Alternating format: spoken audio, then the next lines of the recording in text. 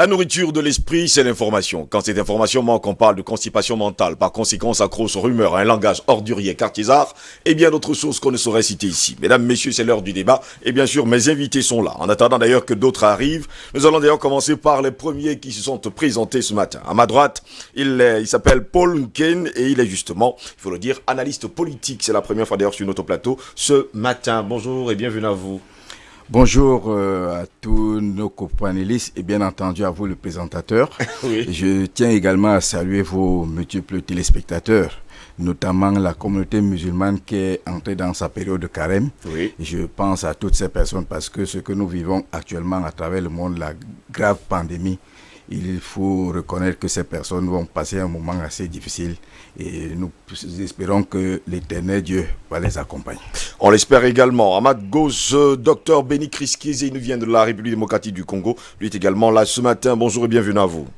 Bonjour Steve, bonjour à toute la grande équipe technique, surtout à vos milieux de panélistes qui viennent chaque jour, n'est-ce pas, commenter l'information et apporter des lumières à tout le public. Je salue aussi le président de la République, son Excellence Félix Tshisekedi, qui a appelé son homologue malgache pour commander les produits. C'est ça que nous attendons, nous, panafricanistes, la collaboration entre différents chefs d'État pour pouvoir faire la promotion du Made in Africa. En tout cas, nous en parlerons dans un instant. Albert Anatolaïsi, bonjour et bienvenue à vous. Bonjour Steve, je salue mes copanélistes, les milliers de téléspectateurs de DBS Matin, c'est là qui nous regardent de lundi au vendredi dans le cadre de cette tribune. Et je salue votre équipe technique, particulièrement ces belles dames qui nous accompagnent chaque matin. Mon coup de gueule ce matin, eh bien, il faut absolument que les équipes spéciales de lutte contre le Covid-19 aillent désinfecter le commissariat du 8e arrondissement de la ville de Douala. Éventuellement mettre en quarantaine le personnel de ce côté-là. Pourquoi ? Parce qu'il y a l'un des responsables de cette unité de police qui a été, dans le cadre d'une visite médicale, testé positif au Covid-19. Du haut de son statut, n'est-ce pas, de fonctionnaire de police, on lui a épargné, n'est-ce pas, un transfert avec toutes sirènes hurlantes vers un centre spécialisé, notamment l'hôpital gynéco-obstétrique et pédiatrique d'Yassa. Malheureusement, ce haut commis militaire ne s'est pas présenté de ce côté-là. Il a choisi d'être pris en charge en ambulatoire chez lui. Et avec tous les risques que cela comporte, c'est-à-dire pour sa famille, pour les usagers et surtout pour ses collaborateurs. J'ose croire que sa hiérarchie est au courant de ça. Je préfère ne pas nommer son nom. C'est l'un des responsables. Il s'agit d'un commissaire 4 étoiles, n'est-ce pas, qui a la responsabilité de l'unité de police du 8e arrondissement de la ville de Douala. Il est urgent que les services spécialisés de lutte contre le Covid-19 aillent de ce côté-là. Merci en tout cas pour ce coup de gueule ce matin. Messieurs, nous allons entrer dans le vif du sujet ce matin. Les Africains contre d'ailleurs l'Afrique. C'est le cas de Mag Ravalomanana ce matin. C'est le thème d'ailleurs, il faut le dire, de notre débat. Messieurs, vous me permettrez de lire d'ailleurs la lettre de Mag Ravalomanana qu'il a écrit d'ailleurs au directeur, le général en tout cas de l'Organisation mondiale de la santé, l'Éthiopien Tedros Adhanom Ghebreyesus.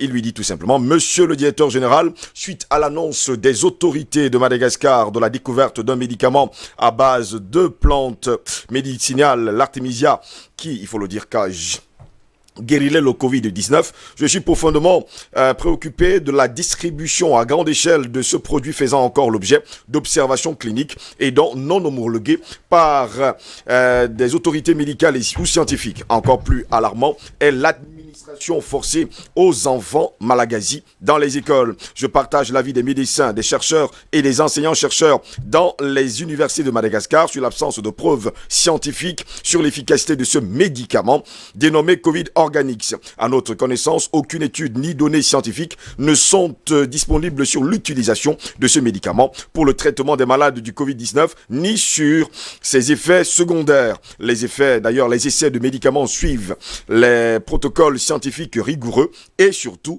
les enfants ne devraient pas être utilisés comme des cobayes sans l'autorisation de leurs parents. Le rôle du gouvernement est de protéger la vie de la population à tout prix, mais pas la mettre dans des situations douteuses et surtout dangereuses. Ainsi, je vous demande de nous informer si l'utilisation de ces médicaments pour le traitement du Covid-19 a été approuvée par l'OMS.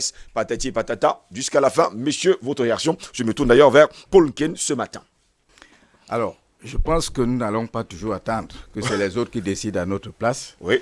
Il est important que Ravalomanana, en tant qu'ancien chef d'État, un homme politique réputé, ait un peu de réserve.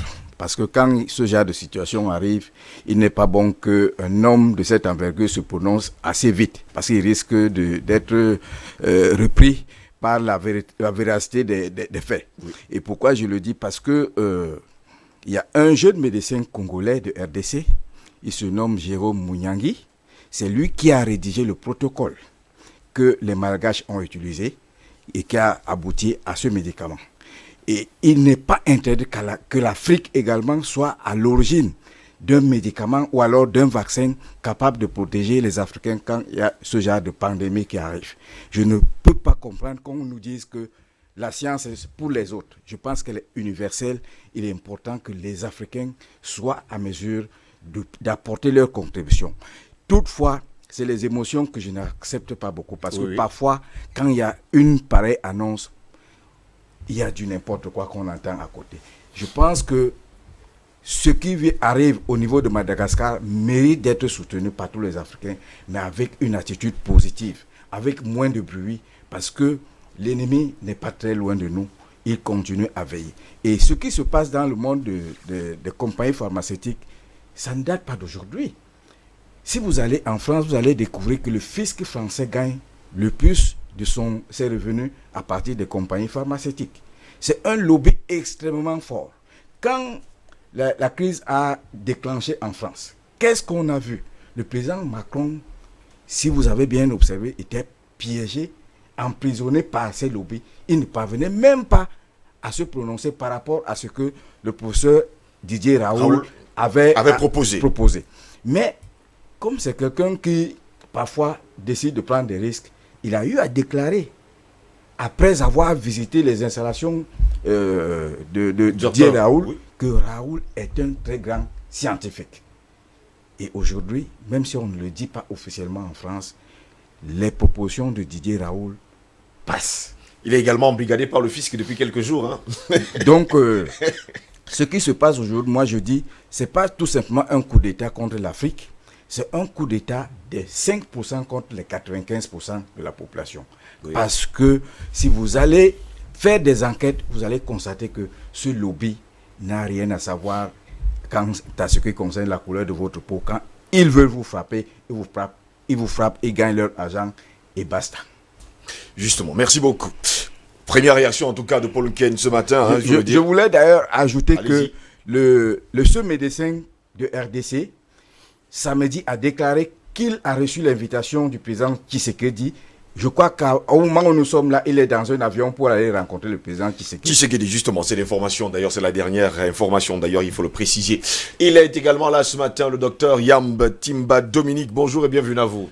Bonjour, monsieur. Vous nous retrouvez en plein sujet. Hein. Allez-y, votre réaction rapidement en parlant justement de Madagascar et justement de la lettre de l'ancien chef d'État, en tout cas de Madagascar, Marc Ravalomanana, qui demande aujourd'hui à l'OMS de revérifier si justement le Covid organique est un médicament fiable. Ça me rappelle certaines figures assez étranges qu'on rencontre de plus en plus dans beaucoup de pays africains. Des gens qui sont aliénés, immatures, impertinents. Et c'est dommage parce que il manque complètement le véritable sujet du débat. La question n'est pas de savoir si... C'est pas une question d'Afrique, parce que les gens, quand ils disent l'Afrique, ils ont l'impression que ces gens-là, ils sont dans le maelstrom des émotions ou vraiment d'un espoir fou. Ce n'est pas de ça qu'il s'agit. Lorsqu'on parle de médicaments, je pense pas que le président s'est assis dans son bureau. Oui. Et comme dans le crocodile de Botswana, a décidé que, voilà, il a une potion qu'il donne aux gens. il me semble, et je suis content qu'on ait rappelé le docteur Jérôme Mouyangi, il me semble que c'est un protocole qui a fait l'objet d'un parcours scientifique rigoureux en France, qui a été proposé en RDC, d'ailleurs, dans son pays natal. Malheureusement, n'a jamais reçu de réponse. Dieu merci, il y en a une qui arrive après une commande, semble-t-il, de 5000 Covid organiques de Madagascar. Et par le fait que depuis plusieurs jours, il n'y a pas de nouveaux cas officiellement à Madagascar. Sauf si, là encore, on va nous dire, oui, mais bon, les chiffres ne sont pas sûrs parce que c'est Madagascar et que ce n'est pas chez eux. Je crois qu'il y a un minimum de respect que les gens doivent avoir pour les autres. Et ce minimum de respect, malheureusement, ne se donne pas, ça se mérite. Et le peuple Madagascar aujourd'hui et le peuple malgache sont en train de mériter le respect des gens. Le plus important dans l'affaire n'est pas qu'ils aient trouvé la panacée ou qu'ils aient trouvé le meilleur médicament du monde. Le plus important dans l'affaire, c'est qu'ils aient décidé de faire quelque chose. Messieurs, dans une situation quelconque, faites quelque chose. Il vaut mieux quelqu'un qui échoue, qui fait quelque chose et échoue, que ceux qui ne font rien et attendent. Parce que celui qui prend le risque d'essayer de faire quelque chose pourra au moins arriver quelque part, ou tout au moins saura ce qu'il ne faut pas faire. Mais vous qui ne faites rien, vous ne saurez ni ce qu'il ne faut pas faire, ni ce qu'il faut faire. Et vous êtes totalement inutile à l'humanité. Et en ce sens, les Malgaches sont une belle référence historique qui, pendant longtemps, résonnera dans tous nos livres. Mais je voudrais dire un mot sur cette lettre. L'ancien chef de l'État. Oui, de R8. Je pense qu'il y a... parfois, les gens sous-estiment la force de l'argent. Mais Dieu merci, il y a encore en Afrique des gens qui n'ont pas de prix. Parce que si tout le monde était à vendre, je pense que ce continent n'existerait même plus, on l'aurait déjà rasé. C'est dommage lorsque quelqu'un a été au pouvoir, ou rêve d'arriver au pouvoir, ou... Il est arrivé au second, il est arrivé d'ailleurs à l'élection présidentielle. Mais lui, il a déjà été président. Oui, il a déjà été président. Alors, lorsqu'on a déjà, et il cumule donc à la fois le fait d'avoir été président, d'avoir voulu redevenir président et de continuer à rêver d'être président. Et lorsqu'on est une telle personnalité, d'abord, j'apprécie ce que M. Nkine disait, à savoir, il faut avoir de la réserve, de la retenue. Et dans une période de pandémie, donc de crise sanitaire aiguë, le minimum quand on a été ancien président et qu'on est censé quand même connaître le mieux. Et connaître également la population. Le système, la population, les attentes, les forces, les faiblesses, les opportunités, les menaces qui pèsent sur le pays ou qui sont offertes au pays. Je crois que le minimum, c'est souvent de prendre son temps, de consulter, d'aller vers celui qui est président, parce que dans tous les cas, Radiolina n'a jamais fermé la porte. C'est lui qui, Marak Ravalomanana, ils sont cousins, hein, ce sont des frères. En plus, oui, en plus. Donc, mais c'est lui qui le plus fait du boucan, en réalité, alors que l'autre qui est beaucoup plus jeune est beaucoup plus calme et beaucoup plus orienté, opération, résultat, des choses, objectifs. Et lui qui est beaucoup plus âgé, n'est pas dans ce sens. Mais ça indique aussi parfois le parcours des gens. Ceux qui ont travaillé pour gagner de l'argent, qui ont travaillé dur pour gagner de l'argent et se construire, sont différents de ceux qui y arrivent quand même, parce que le destin l'a voulu ainsi. Les uns savent qu'il faut construire, les autres savent qu'il faut parler. Donc, il y a dans cette lettre un déni d'humanité qui fait peur. Oui. Il y a dans cette lettre une incapacité à comprendre les événements qui fait peur. Il peut avoir raison sur le fond. L'avenir nous le dira ou pas. Mais la question n'est pas là. La question est que quand vous avez été aux commandes et que vous savez comment ça marche, la mécanique du monde, vous devez soutenir votre pays. Si vous ne le faites pas, si vous êtes contre votre pays, vous devez vous taire. Pendant une situation comme cette, vous vous taisez et vous cherchez à comprendre ce qui se passe et ensuite vous posez dans les cadres dans lesquels il faut les problèmes que vous identifiez ou que vous ressentez. Mais vous ne venez pas sur la place publique au niveau mondial vilipender votre propre pays. Qui lui a dit que les instituts de recherche malgaches n'ont pas été associés à la production du Covid Organics? Qu'est-ce qu'il en sait? Il est médecin? Qu'est-ce qu'il sait de ce que c'est que ce médicament? Il est médecin? Il est pharmacien? Il est biologiste? Il est quoi? Je crois que nous devons toujours être modestes et humbles. Nous devons faire très attention lorsque des dizaines de milliers de personnes meurent tous les jours et que nous nous sommes confortablement assis dans nos grosses villas qui ont été payées par l'argent des contribuables et que nous pensons que la seule chose qui nous reste, c'est de bavarder.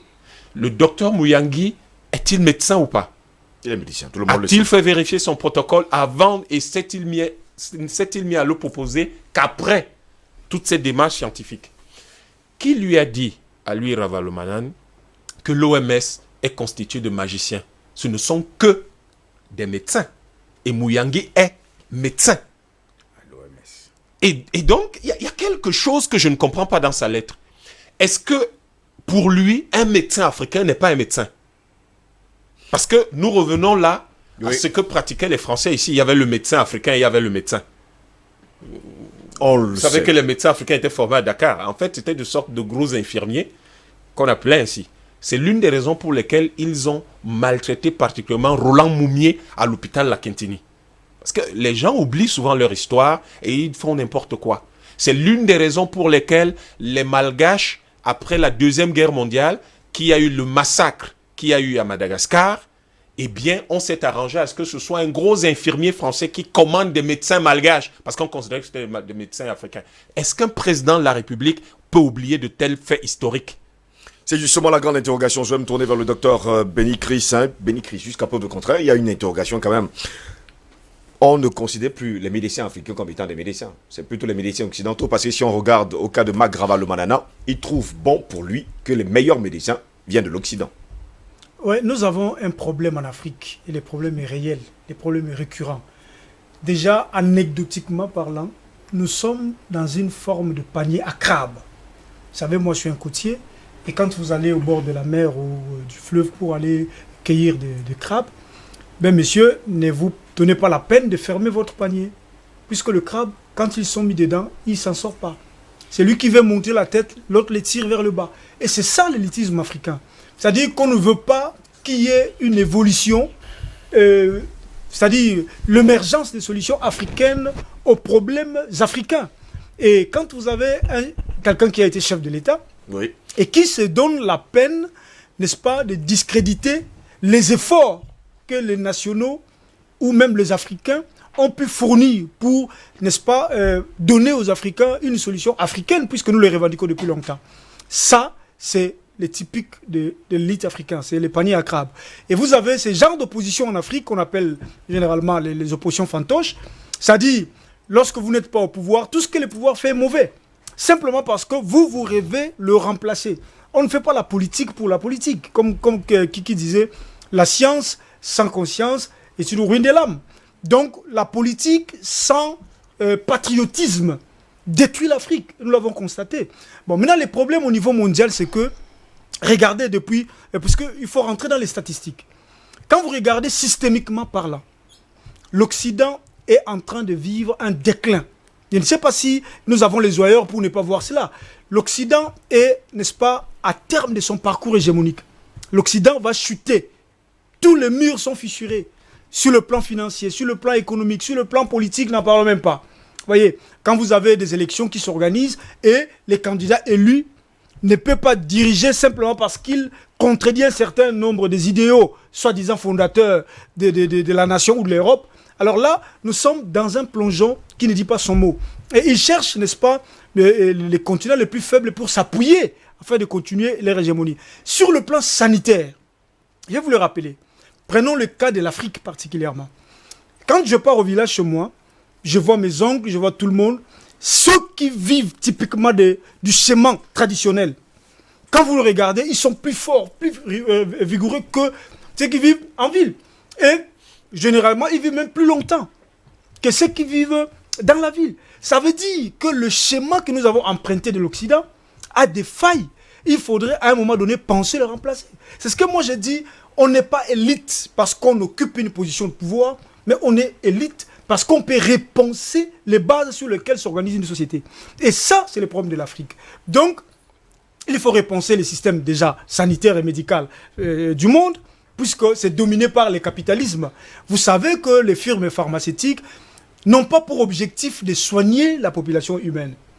mais de faire des profits. C'est cela là, le vrai problème. Oui. Ils ont le besoin de s'enrichir au détriment de la santé de plus grand nombre.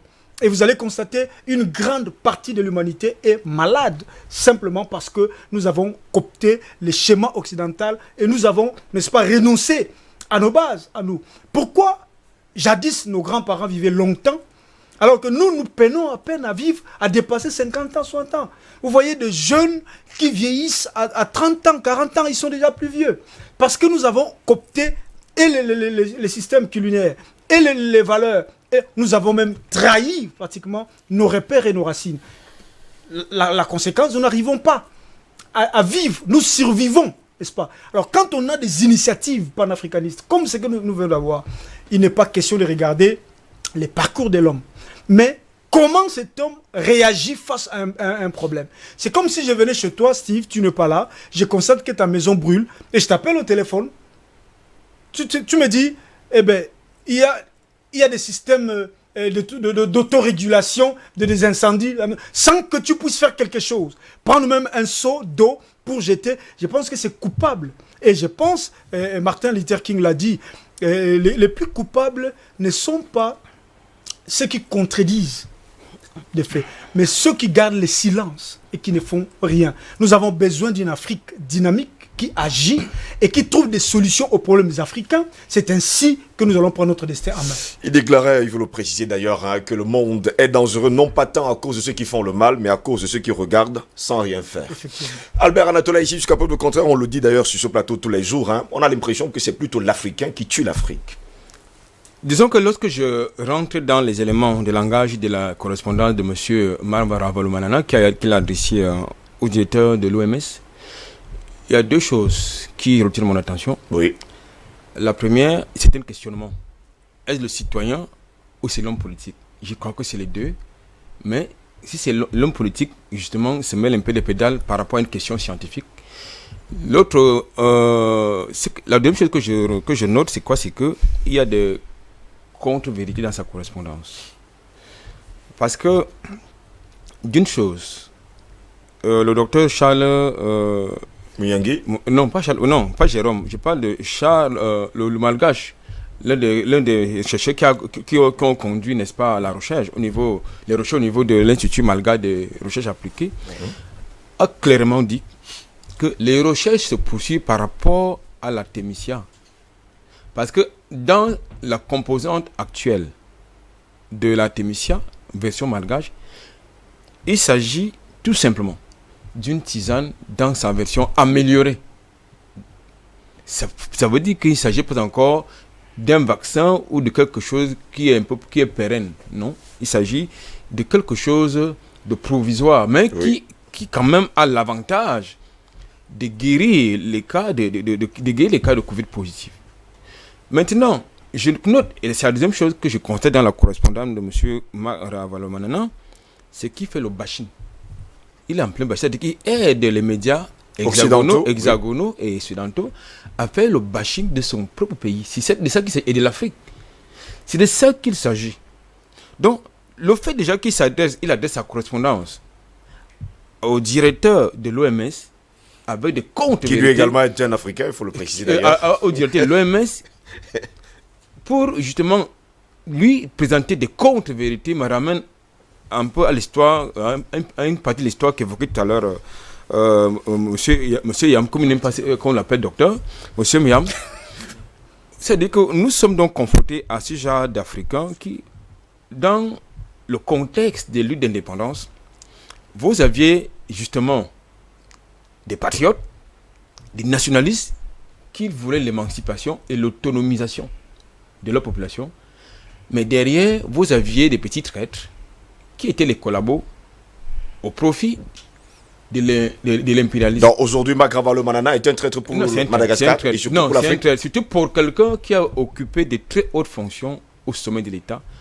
Je pense que sa posture... Il a montré ses limites. Non seulement ça manque d'élégance, oui, ça manque en tout cas de patriotisme. Parce que c'est de ça qu'il s'agit.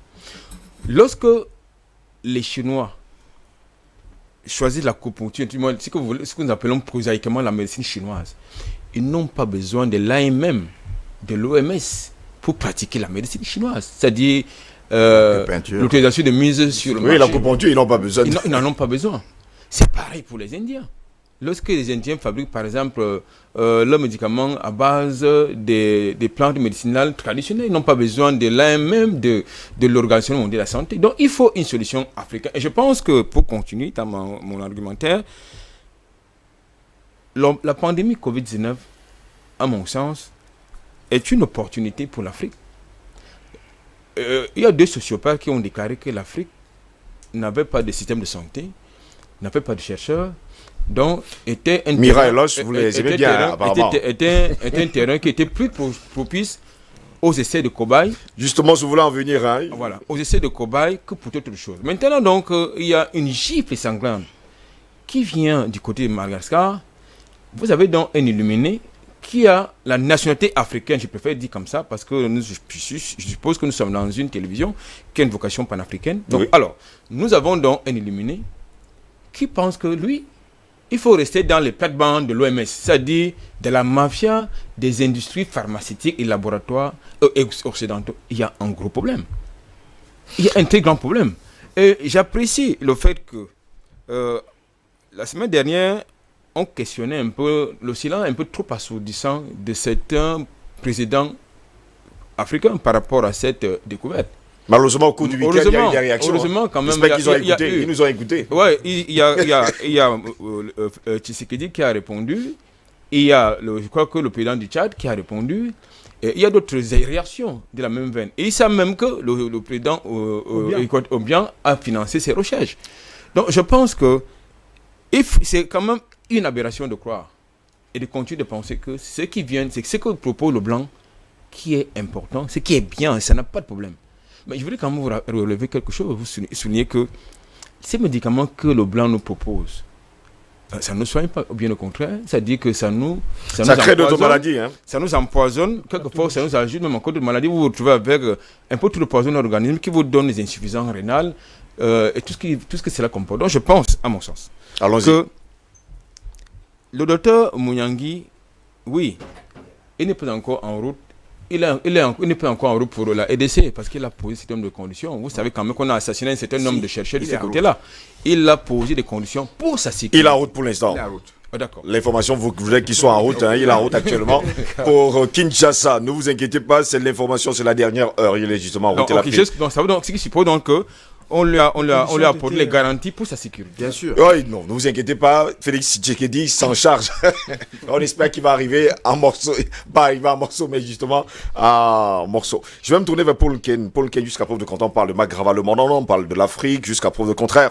La solution, justement, pour les Occidentaux, c'est des morts et encore des morts et encore des morts. Et chez eux, d'ailleurs, il faut le dire d'ailleurs que le secrétaire général des Nations Unies nous a servi il y a quelques semaines aujourd'hui un discours que les Africains vont mourir en millions et en millions encore. Malheureusement, c'est le cas chez eux et pas sur le continent africain. Oui, il se trouve que au moment où le Covid a déclenché ces milliers de morts de l'autre côté, les autres, en tout cas eux, les Occidentaux, n'ont pas compris que l'Africain s'était acclimaté à un genre de vie qui lui permettait d'avoir un système immunitaire plus fort. Oui. Et je prends pour preuve la déclaration du professeur Montagnier qui répondait à une question d'un journaliste des équipes qui sont là pour démontrer que le sida d'ailleurs n'a jamais existé. Et Montagnier de lui dire que les Africains n'ont aucun problème avec le VIH et que c'est plutôt leur système immunitaire qu'il faut entretenir. En réalité, on peut guérir de toutes les maladies si le système immunitaire est au point. Pourquoi? Parce que les bactéries, par exemple, c'est même pas une bactérie, le cancer par exemple. Aujourd'hui, il a été démontré que 97% des chimiothérapies sont dans l'échec. Il n'y a que 3% de succès. Pourquoi? Parce que personne ne retourne regarder quel est l'apport du système immunitaire dans une guérison. Si votre système immunitaire est bien entretenu, vous pouvez guérir de toutes les maladies. Il s'est donc trouvé qu'au moment où le Covid commence à frapper, les Africains n'étaient pas aussi mal positionnés. Nous avons l'avantage de consommer des nourritures beaucoup plus bio que les Occidentaux qui, par exemple, ont beaucoup plus accès aux bourratifs, aux nourritures obtenues à partir de l'engrais chimique qui ont des Aux organes génétiquement modifiés. Tout à fait. Et les OGM nous rendent vulnérables à tout ce qu'on appelle infection. Parce que quand un organe génétiquement modifié entre dans ton corps, tu fonctionnes autrement. Mais je voudrais davantage insister sur le fait que nous avons dans ce monde, et M. Raffarin l'avait dit, la France d'en haut et la France d'en bas. Il s'agit d'une guerre entre les fortunés et les pauvres.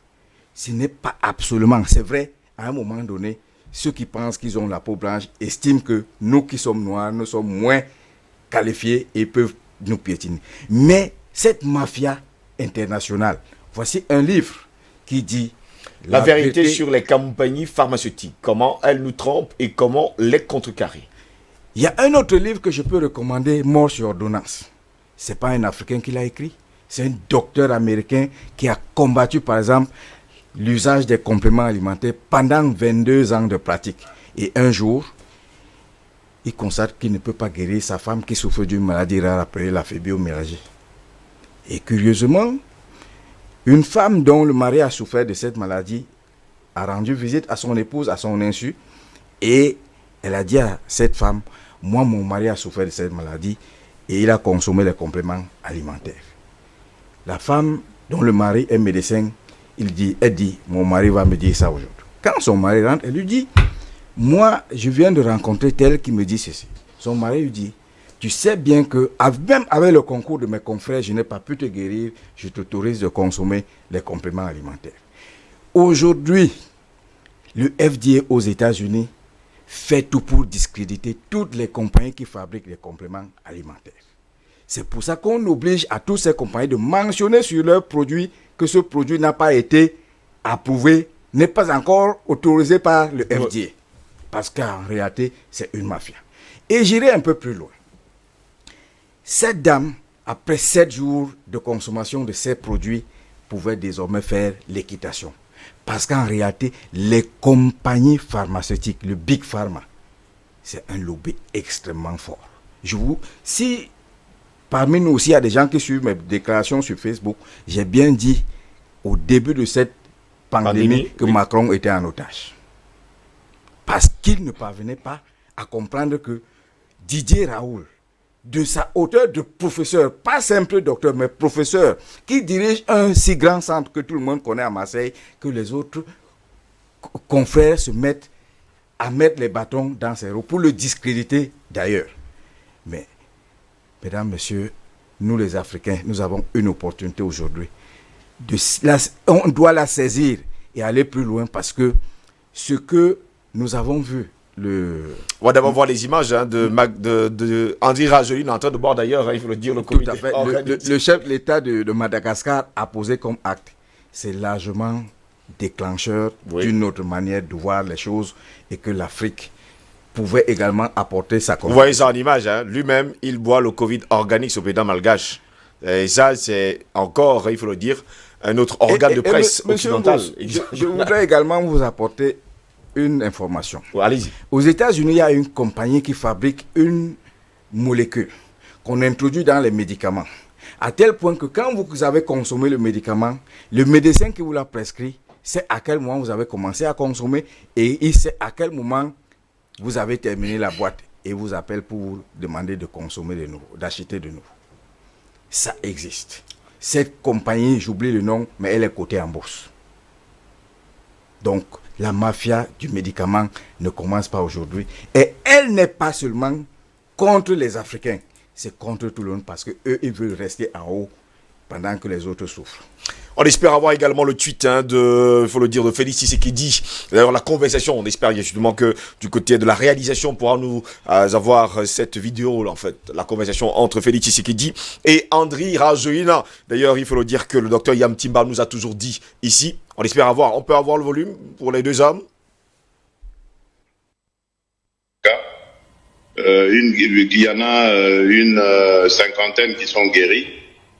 Mais n'empêche, le nombre de cas signalés est en train de croître d'une façon exponentielle. C'est vraiment une crainte pour moi et c'est pour ça que hier, quand j'ai vu votre annonce, je me suis dit, mais il faut absolument que je parle à mon frère, qui me dise comment est-ce que ça se passe avec l'Artémisia. Et évidemment, tout en vous félicitant, tous les frères malgaches, en tout cas, d'apporter déjà cette contribution. Et vraiment, ça va. Moi, je vais l'apporter. En tout cas, j'en ai parlé d'ailleurs dans la conférence avec la conférence call avec les homologues africains. J'ai insisté sur le fait que nous devons aussi compter sur nos propres scientifiques, nos propres produits, parce que je ne crois pas que nous pourrions faire face à une ampleur considérable de cette pandémie si jamais elle atteignait ce niveau-là. Donc il faut, dès maintenant, avec les moyens que nous avons,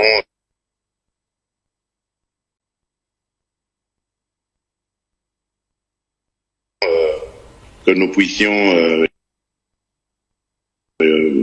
jouer sur nos atouts, c'est-à-dire la science africaine, ce que nous savons faire de mieux, nos propres produits, nos propres inventions. Oui. Voilà. Vous avez vu d'ailleurs cette conversation avec Félix Tshisekedi qui parle bien sûr à son homologue malgache Andry Rajoelina sur le produit. Vous le disiez d'ailleurs ici, il y a quelques semaines encore, qu'il faut compter sur l'Afrique et qu'il faut aujourd'hui que les Africains se prennent en main. Il n'y a pas d'autre moyen. Il n'y a pas d'autre moyen. Je n'y arrivais pas, je ne le disais pas comme un vœu pieux, comme une simple déclaration. J'y étais arrivé au thème d'une analyse qui faisait apparaître essentiellement deux concepts majeurs qui sont interpellés en ce moment, à savoir le concept de liberté d'une part et le concept de souveraineté de l'autre. Le concept de liberté, je ne vais pas discuter dessus, ça faisait beaucoup plus référence sur la capacité des pays à décider réellement quels leviers ils vont utiliser et quelle est l'orientation qu'ils vont prendre. Mais le concept de souveraineté était celui qui était plus opérationnel, dans le sens où il devait servir à indiquer la capacité des pays à pouvoir se prendre en charge, à pouvoir trouver eux-mêmes les moyens de gérer, de réguler et de pouvoir traiter jusqu'au bout cette pandémie. Et là, nous avons des solutions et nous avons quelque chose qui arrive de Madagascar et qui, en réalité, aujourd'hui, nous satisfait. Ils vont dans ce sens. Parce que les gens n'ont pas fait très attention aux actes de piraterie auxquels on a assisté, des cargaisons d'équipements qui disparaissaient, qui étaient volés, qui étaient détournés, etc. On se croyait au XVIIe siècle, tout le monde se demandait, mais on vit dans, c'est quoi ça? C'est quel genre de crime international organisé qui n'arrive pas, qui va jusqu'à détourner des masques, des gants, des appareils respiratoires, des choses comme ça, faire de la surenchère surtout. Mais en réalité, toutes ces choses-là n'étonnaient que ceux qui voulaient bien se laisser étonner. Il est temps aujourd'hui, et je ne vois pas d'autre issue. Je crois qu'il est temps que les Africains se prennent en charge, que chaque pays, qu'il décide en tant que continent d'aller de l'avant ou pas, mais qu'en tant qu'au moins chaque pays décide de trouver un minimum de solutions. Mais en réalité, une redondance de solutions, c'est-à-dire que si on a la même solution dans chaque pays, finalement, ça va coûter extrêmement cher. Il serait bien de valoriser des solutions régionales, sous-régionales ou une solution régionale. Dans le cas... Donc c'est une bonne idée par exemple que Félix Tshisekedi demande également une commande de 5000 Covid Organics à Madagascar. Absolument. Si nous sommes là à acheter des masques en Chine, le minimum c'est d'acheter le Covid Organic de Madagascar. Il y a 2 ou 3 choses sur lesquelles on devrait se fonder. Je crois que la règle du président, on l'appelle généralement R8, son nom est un peu long, Ravalomanana, je crois que sa lettre révèle également une chose importante. Sa lettre révèle que, au moins, nous savons que ce produit-là, il n'est pas toxique. Ça, c'est l'une des choses que ça révèle, que ce n'est pas toxique, puisque les gens l'ont consommé, ils ne sont pas morts. Il n'y a pas encore de morts du côté de Madagascar, il faut le préciser, et que le nombre de cas a diminué. Oui, je parle d'ailleurs très spécifiquement de morts qui auraient été entraînées par la consommation de ce produit. Il n'y en a pas. Sans compter le fait, tout le bénéfice qu'on a aujourd'hui sur le Covid-19. Parce que c'est une question de d'avantages et d'inconvénients. Est-ce que nous avons plus d'avantages avec le Covid organique ou nous avons plus d'inconvénients? Je crois que la réponse va de soi, nous avons beaucoup plus d'avantages. Si nous restons dans cette logique purement scientifique, parce qu'aucun médecin ne vous tiendra un autre langage, il vous dira, est-ce que lorsque j'administre ce Covid organique à mes patients, est-ce que j'ai plus de personnes guéries ou plus de personnes stabilisées ou alors j'ai beaucoup plus de personnes qui décèdent? Le constat, il est là. C'est que non seulement on n'a pas de décès, on a des gens stabilisés, donc qui en fait, dont l'état s'améliore, mais mieux, le Covid organique est préventif. Nous n'avons pas de nouveaux cas. Mais qu'est-ce que les gens appellent, dans la médecine actuelle, qu'est-ce que les gens appellent guérison? C'est juste la réduction de la charge virale. Et lorsque vous avez un médicament qui permet de réduire une charge virale, parce qu'au fond, contrairement à ce que beaucoup de gens, peut-être que beaucoup de gens, le grand public ne le sait pas nécessairement, mais nous ne sommes qu'un amas de bactéries et de virus, en réalité. C'est ça le problème. Pour que notre système digestif fonctionne de façon optimale, il faut qu'on ait un certain nombre de bactéries et de virus dans notre propre organisme. La maladie, c'est lorsque le seuil critique, celui qui met en danger, il y a une quantité qui met en danger notre équilibre, notre homéostasie, comme on dit en médecine, dans notre équilibre fonctionnel, c'est ça qu'on appelle la maladie. La guérison, généralement, quand on sort de l'hôpital, ça veut dire que la charge virale a baissé, la charge bactérienne a baissé à un niveau qui correspond à celui du fonctionnement normal de notre organisme. Le constat qui va de soi aujourd'hui, c'est que le produit malgache est tel que nous n'avons aucune charge qui nous empêche, qui déséquilibre le fonctionnement de notre organisme. Sur le plan médical, c'est ça qu'on appelle la guérison. On n'appelle pas guérison, je ne sais pas moi, quelle illumination, un flash qui arrive, c'est ça qu'on appelle guérison.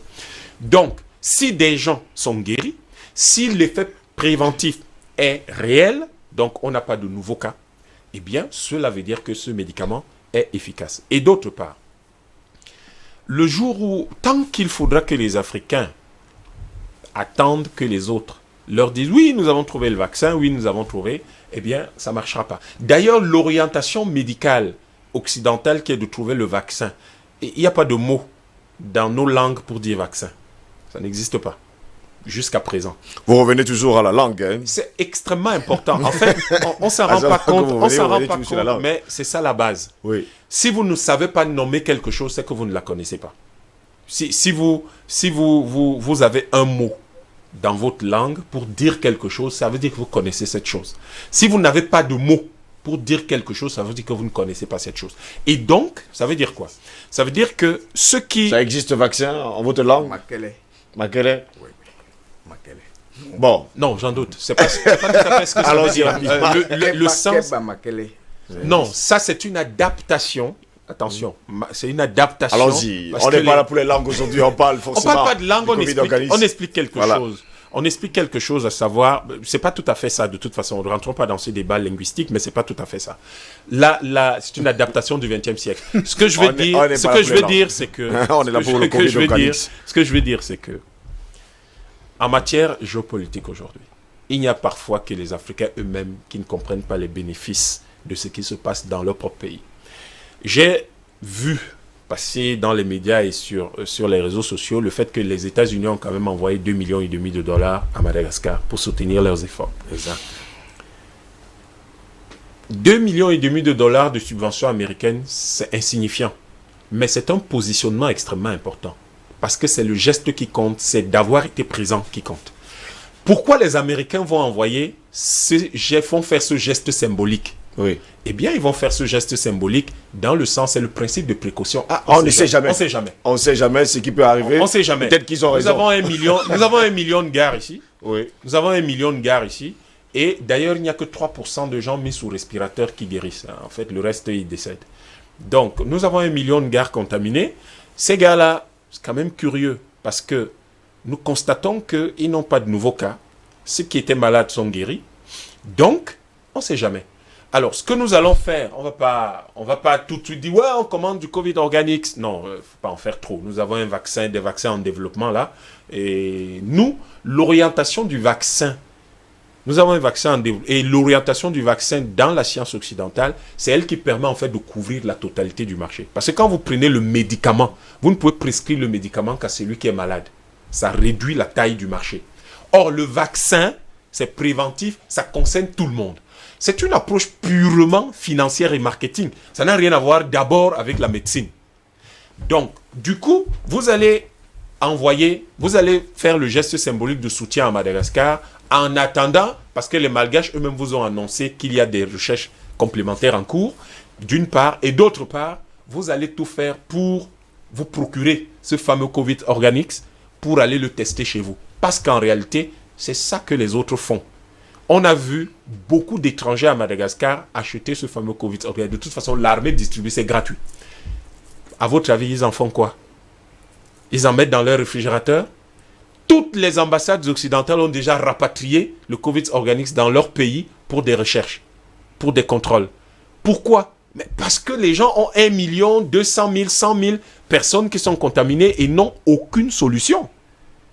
Et donc, en réalité, les pays africains, après avoir observé, on n'a pas besoin d'1 mois ou de 2 mois. Vous observez un pays pendant 1 semaine, vous constatez que les gens sont guéris, vous constatez qu'ils n'ont pas de nouveaux cas, mais tout de suite vous réagissez. Ce que je crains, oui, c'est qu'au moment où les pays africains vont se lever, ils vont trouver que, éventuellement, les pays occidentaux ont placé des offres avec ce qu'on appelle des prix, des propositions qui ne se refusent pas.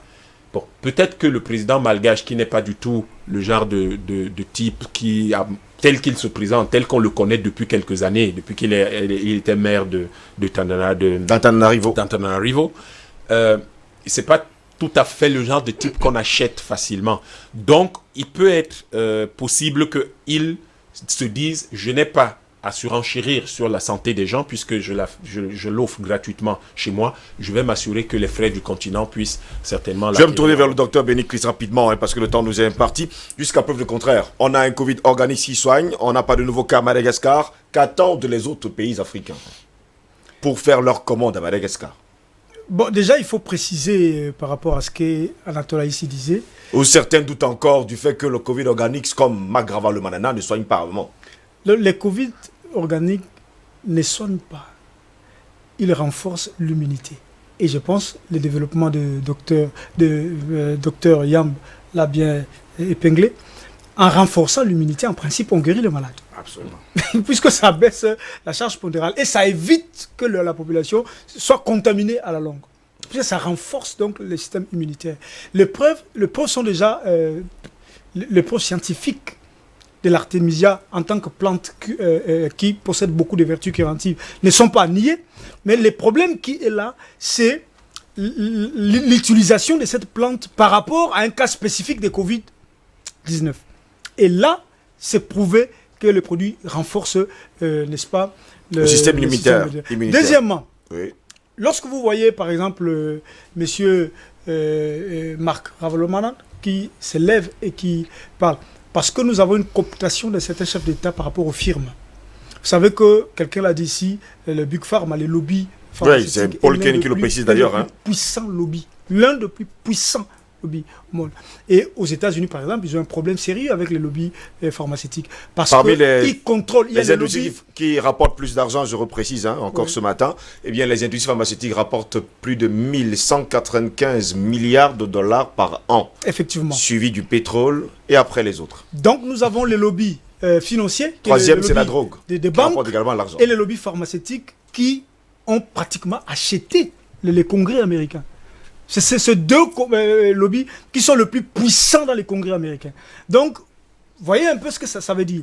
Et la plupart de ces gens sont à peu près comme on les qualifierait de John Perkins, il les a appelés les tueurs à gages économiques.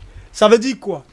Ils ressentent un danger que l'Afrique, ces vastes marchés, se désintéressent aux solutions édictées par l'OMS. Oui. Puisque si les Covid organiques prouvent, n'est-ce pas, ces effets curatifs, je pense que la plupart des pays africains ne vont pas s'intéresser, n'est-ce pas, aux mesures édictées par l'OMS. C'est-à-dire le masque, le machin truc qui vient de l'Occident. Ils vont préférer la solution locale, puisque d'abord, c'est à notre portée. Nous avons la plante un peu partout. Et c'est facile à produire. Je l'ai déjà là Voyez. entre mes mains. Très bien, voilà. Voilà. Donc, ça donne un coût. Non, ne vous inquiétez pas. Un coût énorme contre les projections des firmes pharmaceutiques qui, aussi, il faut le rappeler, ont des idées de manipulation derrière. Je pense que le professeur Didier Raoult l'a démontré, que n'acceptait pas le vaccin qui serait proposé, n'est-ce pas, contre Covid-19, qui pourrait, n'est-ce pas, causer des millions de morts en Afrique. Effectivement, nous l'avons dit la fois passée avec les 21 Italiens trouvés dans un port au Nigeria. Je pense qu'ils ont mis toutes les stratégies pour pouvoir infecter et causer des morts aux Africains, pour, n'est-ce pas, infléchir les gouvernements africains à dire accepter nos solutions, parce que vous voyez, la contamination est galopante. Or, quand une nation sent que la population est menacée, avec la précarité de notre système sanitaire, vous voyez ce que ça allait créer. Or, parallèlement, on se voit avec le professeur Valentin Agon, avec le Covid organique, il y a déjà des solutions africaines. Et sans oublier également que qui a fabriqué Samuel Cléda également qui a trouvé ces solutions. Hein. J'ai répertorié hier au moins une cinquantaine de solutions locales proposées par des Africains en Afrique et qui peuvent être obtenus à moindre coût. Donc ça, c'est un contrepoids. Et là, je rejoins encore Aïssi qui dit Covid-19 est une occasion pour l'Afrique de saisir l'opportunité. Et là, je vais chuter par faire un bémol. Quand Maître Yam dit, par exemple, que dans nos langues, ces mots n'existent pas, je vais vous dire, par exemple, quelque chose. J'ai un ouvrage écrit par un autre Congolais qui démontre que même les langues européennes viennent des langues africaines. Par exemple, dans toutes les langues africaines, vous trouvez le mot école. Toutes les langues maternelles africaines, vous trouvez le mot école. Ça veut dire que nous avons appris et nous avons la science. Oui, nous l'avons. Par exemple, le mot langue en français, vient du latin. Lingua. Lingua vient de ma langue natale, Congo. Lingua, qui veut dire langage ou parler. Donc, il a pris beaucoup de types d'organisations pour dire que tout est parti de l'Afrique. Et moi, j'ai toujours pensé que la connaissance qui est partie de l'Afrique, beaucoup l'ont frélaté, beaucoup l'ont utilisé à tort et à travers, etc. Mais lorsque l'Africain va se réapproprier de toutes ces connaissances-là, je pense que nous arriverons à un boomerang total. Ce qui fera que demain, Simon Kimbangu l'a dit à l'époque, le père de la décolonisation africaine, il a dit, il y a un moment qui arrive où l'homme noir deviendra blanc, et l'homme blanc deviendra noir. C'est-à-dire que l'Africain serait capable de prendre des solutions et de prendre des décisions sur des problèmes de l'humanité, où l'homme blanc sera obligé de s'aligner. Et nous le voyons déjà avec Covid organique, les Occidentaux s'achètent. J'ai vu avec le professeur Agon, il a dit beaucoup de chanceliers, même des présidents occidentaux, ont déjà commandé en aparté les produits pour essayer, parce qu'ils savent que chez eux, ils n'ont pas la solution. Donc, vous avez demandé, M. Steve, qu'allons-nous faire maintenant? Mais c'est à nous de nous réapproprier donc de toutes ces choses. Moi, je me pose bien la question de savoir où sont passés les États africains justement pour essayer de produire en quantité industrielle, il faut le dire comme ça, le Covid organique qui nous vient de Madagascar. Pourquoi ne même pas prendre d'ailleurs la pivirine et tous les autres d'ailleurs essais qui sont faits par les Africains. Albert Anatola ici, pendant ce temps, vous qui êtes directeur de publication, on ne va pas également oublier que tous les médias hexagonaux et occidentaux sont en train de tirer sur le Covid organique. Mais écoutez, c'est pas une surprise. C'est des ironies, on ironise d'ailleurs le Covid organique, on passe le temps, il faut le dire, de matin au soir dans les chaînes internationales à dire que franchement, c'est quelque chose qui vient des nègres et tout ce qui va avec. Moi, j'ai aimé le sens de la répartie du ministre malgache qui leur a répondu. La lettre est d'ailleurs là. Hein. Voilà. Moi, j'ai apprécié le sens de la répartie qui indique que le Covid organique a été présenté par un malgache, par un président malgache. Il nous a fait savoir, comptez vos malades et vos morts, et on comptera les nôtres. Maintenant, pendant qu'eux, ils comptent les morts, eux, ils n'en comptent pas encore. Donc, c'est là le paradoxe. C'est pour dire quoi? C'est pas une surprise. C'est-à-dire, tout ce qui vient du continent, tout ce qui vient chez les autres, doit subir une campagne de bashing. Et c'est à nous, c'est notre réaction qui compte. Je voudrais faire une légère digression avec votre permission pour entrer un peu dans l'esprit de la correspondante M. Marc Ravalomanana, pour vous dire qu'il y a un prêtre catholique en la personne de Éric de Rossini qui a été curé à la paroisse de la parole de Bonamou Sadi, qui a fait tout un ouvrage, qui a fait tout un répertoire, de plantes médicinales. Et il s'agit des recherches qu'il a effectuées. C'est des recherches qu'il a effectuées gratuitement, c'est-à-dire qu'on lui donne des informations de manière gratuite. Bon, si c'est un prêtre de surcroît blanc, parce que c'est un Français, Oui. qui part avec tout un répertoire de plantes médicinales dans son pays, c'est pour en faire quoi? Lorsque vous allez à la parole de Bonamassa, c'est-à-dire si le jardin qui est alentour est constitué de plantes médicinales, et il connaissait ce que chaque plante soigne comme pathologie. C'est pas anodin. Donc, il faut donc éviter de penser que c'est ce qui vient, comme je l'ai indiqué tantôt, des autres qui est plus intéressant. Pour ce qui est du bashing, la campagne qui a été engagée par les médias occidentaux, c'était, en tout cas, c'était tout surprise. Pour ceux qui ont l'habitude de regarder leur attitude, leur démarche de ce côté-là. Maintenant, moi, ce qui est intéressant, et il faut quand même rappeler, c'est quoi? C'est que c'est vrai que le Madagascar a été un peu plus proactif, mais il y a aussi des recherches qui sont faites sur le continent dans d'autres pays. Maintenant, ce qui est intéressant, est-ce que ces recherches vont sortir des tiroirs pour passer à l'échelle de production industrielle? Parce que c'est ça qui est la question. Aujourd'hui, nous avons vu la chaîne de production du Covid organique à Madagascar. C'est un projet qui a été soutenu et financé par le gouvernement malgache, certainement avec les institutions bancaires malgaches. Parce qu'il s'agit d'un projet, c'est un visionnaire, le président malgache. C'est un visionnaire. Il est ambitieux, il a quelque chose pour son pays. Maintenant, est-ce que c'est le cas des autres pays? Parce que nous avons parlé tout à l'heure d'Ampivirine, du côté du Burkina Faso. Est-ce que ce chercheur, ou bien ce groupe de chercheurs, a pu bénéficier de l'encadrement, j'allais dire du soutien du gouvernement, pour pouvoir produire cette amphiphérine à l'échelle industrielle? Du tout. Il existe également des cas pareils au Cameroun. Il en existe au Gabon. Il en existe en République démocratique du Congo chez le docteur Beneklis, puisque Jérôme Mouyangui, c'est un Congolais. Mais qui est en route justement voilà, du côté du Congo et dans son pays natal. Il a fait des recherches là-bas. Après avoir été menacé de mort, il a dû quitter pour aller s'exiler, entre guillemets, du côté de Madagascar, où on a pris au sérieux son projet. C'est de ça qu'il s'agit. Maintenant qu'on a constaté que c'est intéressant, on le fait rentrer dans sa patrie. C'est donc, voilà donc les contradictions et les paradoxes. S'intéresse. C'est la patrie qui s'intéresse.